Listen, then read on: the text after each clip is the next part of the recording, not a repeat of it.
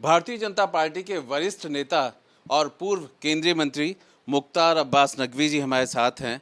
Sir, Lucknow आए हैं, लेकिन जो माहौल है वो तो आप देख रहे हैं कि एक तरफ मदरसे के सर्वे को लेकर के विपक्ष कुछ ना कुछ आरोप लगा रहा है, दूसरी तरफ वह बोर्ड की संपत्तियों को लेकर के वो कहता है कि संस्कृत विद्यालयों को भी देखना चाहिए। देखिए, पहली बात ये है, चाहे मदरसे हों चाहे वक्त की प्रॉपर्टीज़ हों, इनका सर्वे रिस्पॉन्सिबिलिटी होती है वक्फ बोर्ड्स की। अब वक्फ बोर्ड्स की प्रॉब्लम क्या है कि ज़्यादातर वक्फ बोर्ड वक्फ माफियाओं के चंगुल में फंस गए थे। उन्होंने जो सर्वे और जो रिस्पॉन्सिबिलिटी है, जो जिम्मेदारी थी, वो नहीं निभाई। और सरकार अगर वो जिम्मेदारी निभा रही है और किसी को कुछ छिपाने के लिए नहीं है, तो चिल्लाने की ज़रूरत क्या है?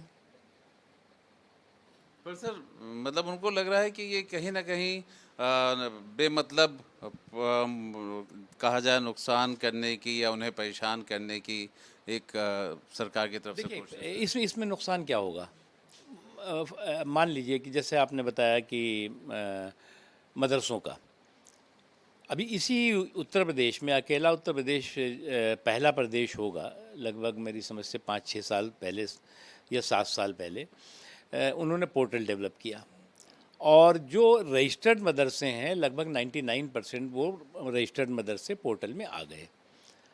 अब उसके अलावा मशरूमिंग ग्रोथ हुई इस बीच में, तमाम गली गली में मदरसे लोगों ने खोले। हम नहीं कहते कि मदरसों में सब जगहों पे गड़बड़ झाला चल रहा है, लेकिन जहाँ पर भी कहीं पर भी अगर शक की सुई जा रही है तो उसकी सफाई होनी चाहिए। और अगर राज्य सरकार ये काम कर रही है तो स्वागत योग्य है और सबको इसको सहयोग करना चाहिए।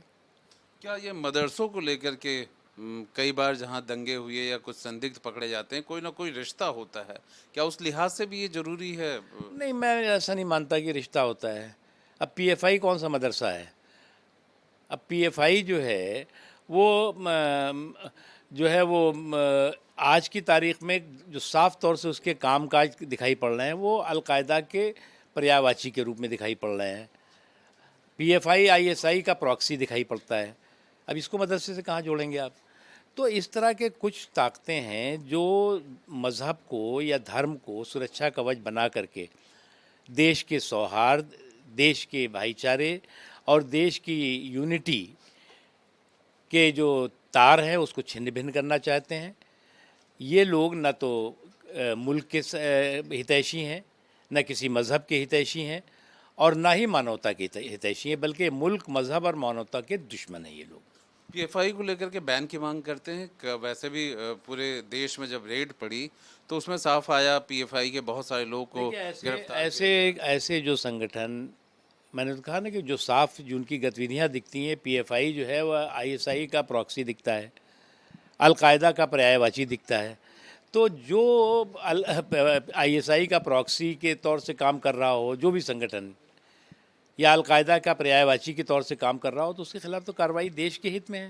बैन करने में कोई इस शब्द से कोई देखिए, बैन जो एजेंसीज़ हैं, जो सरकारें हैं, उसके आधार पर फैसले करेंगी और कड़े से कड़े फैसले देश के हित में करने की ज़रूरत है। गुंजाइश है, हो सकता है जिस तरह से देश विरोधी गतिविधियां हमने कहा ना, बड़े बड़े और कड़े फैसले की ज़रूरत है। बड़े और कड़े। हमारे साथ मुख्तार अब्बास नकवी जी, केंद्रीय मंत्री, पूर्व बीजेपी के वरिष्ठ नेता, कहते हैं कि पीएफआई को लेकर के खास तौर पे सरकार को अब फैसले लेना पड़ेगा, क्योंकि ये कहीं ना कहीं आईएसआई और अलकायदा के पर्यायवाची बन चुके हैं, इसलिए अब इन पे कार्रवाई बहुत ज़रूरी है। वीडियो जर्नलिस्ट अमित के साथ आलोक पांडे, न्यूज़ नेशन, लखनऊ।